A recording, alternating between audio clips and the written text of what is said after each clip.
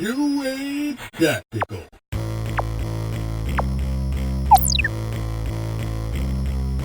New Age Tactical, back with another post review. 2 weeks spent with every knife, giving it a little bit more abuse, getting a feel for how it feels. Weak, bro. That is not weak. That was demanding and confident. No, man. Come on, it's fun. This is a fun show. Go f yourself. So we'll start off with the Dozier, okay? Now the Dozier, we made a mistake. We spent a lot of time making fun of this handle right here. Okay, we were talking about how cheap it felt, how easily we felt like it was going to break.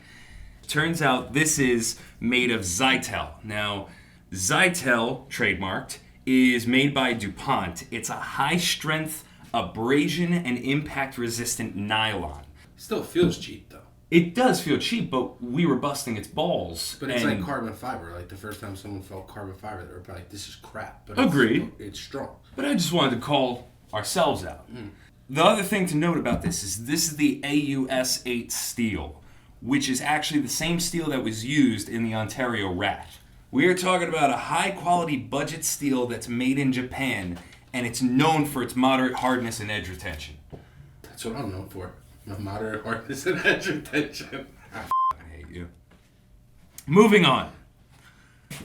It's the damn side lock. Not a fan.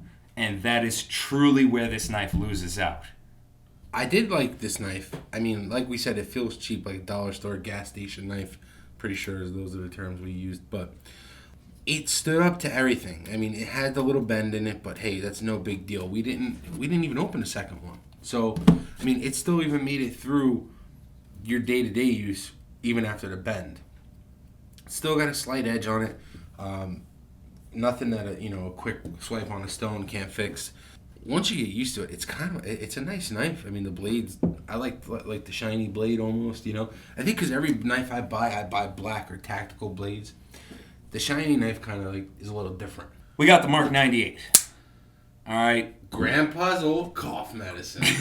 Now, this was the other survivor of the group out of the Ka-Bars. The Mark 98 did survive all of the destruction we could throw at it. It is a G10 handle, priced at $18.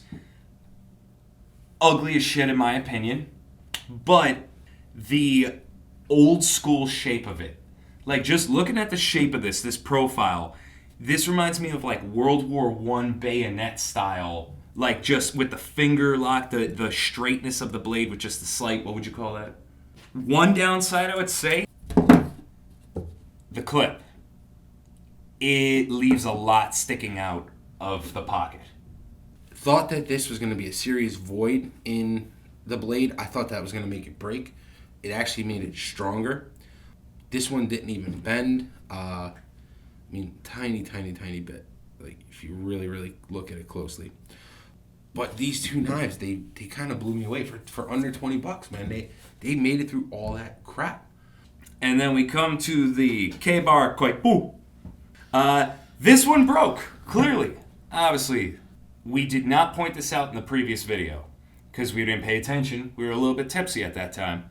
When we did the batoning, the lock broke. This will not budge from where it is. Huge disappointment, in my opinion, because I really was kind of falling in love with this knife as we were playing with it. I mean, the seatbelt cutter and the glass breaker, it just makes this feel like survival. This is, as you said, a car knife. I was loving it, and then it broke on the stat test. It's a big knife. It's bulky to have in your pocket. It has the seatbelt cutter. It has the glass breaker. I honestly don't really... I know I'm going to get shit for it. I really don't care about that stuff. I kind of think that cutout is ugly. I don't like really the glass breaker style because it's kind of sharp and it like sticks you. You know what I mean? When you're it's in your pocket and all. Oh, one thing I did forget to mention: the seatbelt cutter did get caught on my pocket. Yeah, that's a few times. But that's kind of what it's meant to do. And I mean, I don't know. I've never liked that kind of stuff. Like, if it was sitting in your car and you needed it for normal day-to-day use, I'm in. But I don't like it in my pocket. I think it's too big for the pocket. in my opinion, I don't like the way it looks on a knife. This looks too much like a survival knife, and it didn't get through a lot of the survival tests. There's kind of a clear winner if you go by test-wise, which would be this guy here. But these two here are phenomenal. And you know what? I want to say the first Ka-Bar we tested, it broke so quick. I was like so disappointed. The Gila. But you know what? It's redeemed with these two guys here. For sure. We had the intention of redemption, and it happened. Yeah. It took me a lot to admit that this was the winner. I really thought about this for a while. But and I was like, you're just hating on it. Because of the ugly ass handle. Now, I'm telling you 100%, out of these three, I would take this knife, but you could bet your ass I would probably attempt to spray paint the handles. That 100%, because it is a badass looking knife when you get past that look. But if that was black, that would be a knife I would If carry. it was black, it would look like every other knife, though. Okay, but it just something different than It's that. like the tiger stripe look. I don't know. I kind of like it. You guys know the drill. Like, subscribe, follow us on Instagram, New Age Tactical.